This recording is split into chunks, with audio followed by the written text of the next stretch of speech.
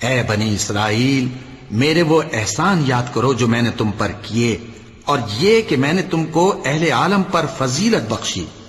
اور اس دن سے ڈرو جب کوئی شخص کسی شخص کے کچھ کام نہ آئے، اور نہ اس سے بدلہ قبول کیا جائے، اور نہ اس کو کسی کی سفارش کچھ فائدہ دے، اور نہ لوگوں کو کسی اور طرح کی مدد مل سکے۔ اور جب ابراہیم کی اس کے پروردگار نے چند باتوں میں آزمائش کی تو وہ ان میں پورے اترے۔ فرمایا کہ میں تم کو لوگوں کا پیشوا بناؤں گا۔ انہوں نے کہا کہ پروردگار، میری اولاد میں سے بھی پیشوا بنائیو۔ فرمایا کہ میرا قول و قرار ظالموں کے لیے نہیں ہوا کرتا۔ اور جب ہم نے خانہ کعبہ کو لوگوں کے لیے جمع ہونے اور امن پانے کی جگہ مقرر کیا، اور حکم دیا کہ جس مقام پر ابراہیم کھڑے ہوتے تھے اس کو نماز کی جگہ بنا لو،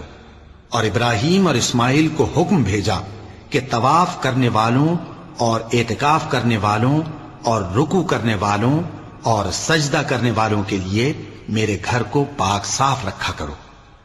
اور جب ابراہیم نے دعا کی کہ اے پروردگار، اس جگہ کو امن کا شہر بنا، اور اس کے رہنے والوں میں سے جو اللہ پر